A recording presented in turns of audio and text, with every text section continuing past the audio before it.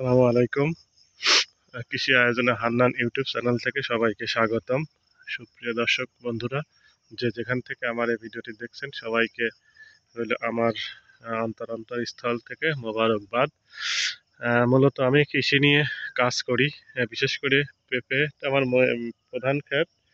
এর সঙ্গে আমি করলা, লাউ, মোটামুটি সব কৃষিতেই কম বেশি অবদান রাখার চেষ্টা করছি। আমি আপনাদেরকে সেগুলো আপনাদের মাঝে তুলে ধরার চেষ্টা করব, আমার বাস্তব অভিজ্ঞতা। তো আজকে মূলত ভিডিওটা করা হচ্ছে আমার এই যে এখানে এই যে দেখছেন, মূলত এটা হচ্ছে আমার পেঁপে বাগান, পেঁপে প্রজেক্ট। এখানে 2 বিঘা জমি আছে, অর্থাৎ 66% প্লাস। তো এখানে আমি এবছর টোটালি শাহি জাতের পেঁপে চাষ করেছি। কতগুলো চারা আছে, কিভাবে কবে রোপণ করলাম, কি পরিচর্যা করলাম, সে বিষয়ে আমি আজকে আপনাদের সঙ্গে কিছু শেয়ার করার চেষ্টা করবো এই জন্য, যেহেতু আপনারা যাতে মোটামুটি যদি কিছুটা উপকৃত হন তাহলে আমার এই প্রয়াস সার্থক হবে আর কি।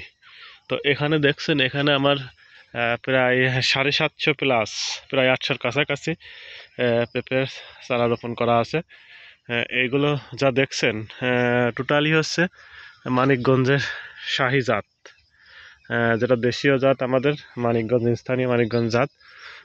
গত বছর আমি এই জায়গাতেই হাইব্রিড নিয়ে কাজ করেছিলাম আর কি।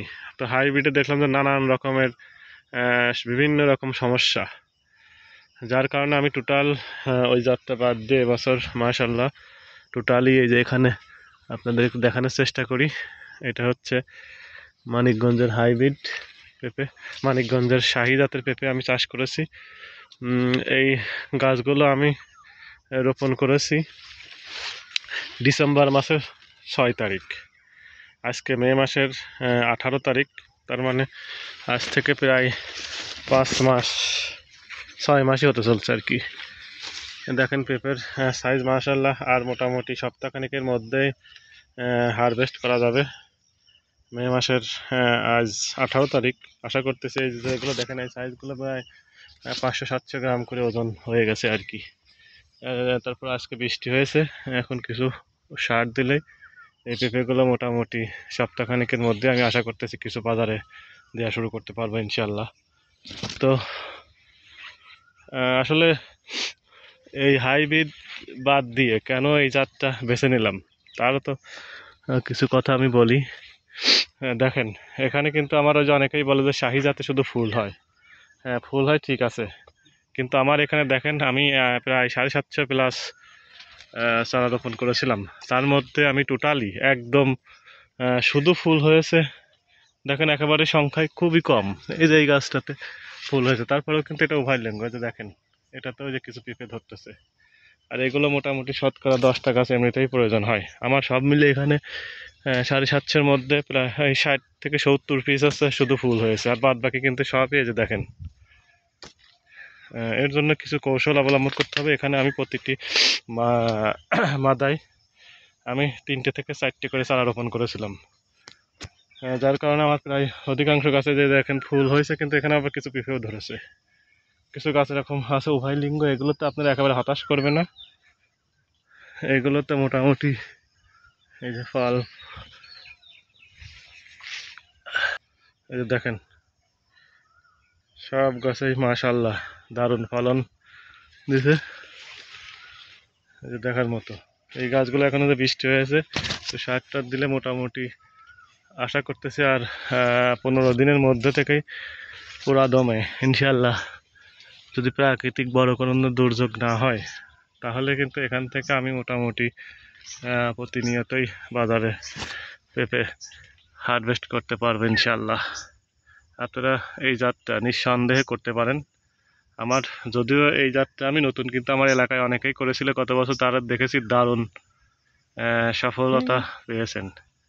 সেটা দেখেই মূলত আমার এবছর এই জাতটা নিয়ে কাজ করা, এবং আমার অভিজ্ঞতাগুলো আমি আপনাদের মাঝে তুলে ধরার চেষ্টা করব প্রতিনিয়তই।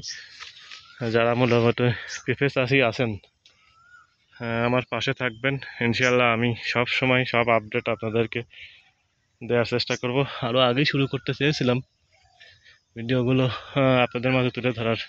তো ভাবলাম যে আসলে মোটামুটি যেহেতু একটা পর্যায়ে আসুক, এই জন্য একটু পর্যায়ে এসে এখন মোটামুটি শুরু করলাম। আশা করি নিয়মিত এখন আপডেট ইনশাল্লাহ আমি দিব এই পেঁপে বাগানের। আর আপনাদের সুচিন্তিত মতামত অবশ্যই দিবেন, পরামর্শ থাকলে দেবেন, এবং কোনো মন্তব্য থাকলে অবশ্যই গঠনমূলক মন্তব্য করবেন, ইনশাল্লাহ আমি উত্তর দেওয়ার চেষ্টা করব। এটা দেখেন, এইটা হচ্ছে উভয়লিঙ্গ, অর্থাৎ দেখেন ওই যে পুরো ফুল হয়েছে, ফুলের সঙ্গে দেখেন মাশাল্লাহ দারুণ পেঁপে হয়েছে। এই পেঁপেগুলো কিন্তু বাজারে খুবই চাহিদা, কাঁচা এবং পাকা খুবই চাহিদা, কারণ পাকা হলে এগুলো খুবই সুমিষ্ট হয়, এবং কাঁচাতেও এর মধ্যে কোনো ইয়ে থাকে না, ফাঁপা থাকে না, যার কারণে এই পেঁপেগুলো মূলত বাজারে চাহিদা খুব, টেস্টও অনেক বেশি কাঁচা পাকা দুটোতেই, যার কারণে হাই গাছে কিছু ফুল হলেও সেটা নিয়ে হতাশ হওয়ার কিছু নেই। আর সবচেয়ে বড় গুণ, এই যাত্রা যদি আপনি শুরু করেন তাহলে কিন্তু এখান থেকে পরবর্তী বছর আপনি নিজেই চারা উৎপাদন করতে পারেন, না বীজ থেকে চারা উৎপাদন করতে পারেন, যেটা হাইব্রিডে কিন্তু সম্ভব না। দেখেন ফলন কিন্তু মাশাআল্লাহ একেবারে চোখ জোড়ানোর মতো হচ্ছে।